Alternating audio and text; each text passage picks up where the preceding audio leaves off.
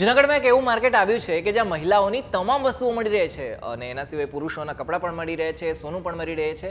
અને આ જે વિસ્તાર છે એનું નામ છે માંગનાથ. અને આ જ માંગનાથ વિસ્તારમાં ગઈકાલ રાત્રે 2 માળની દુકાન છે ત્યાં આગ લાગવાનો બનાવ બન્યો હતો અને કાચના વાસણના ગોડાઉનમાં આગ લાગતા જે લોકો છે ત્યાંના આસપાસમાં તેમાં અફરાતફરી મચી ગઈ હતી. જોકે ફાયર બ્રિગેડ આવ્યું હતું અને એમણે આગ કાબૂમાં લઈ લીધી હતી.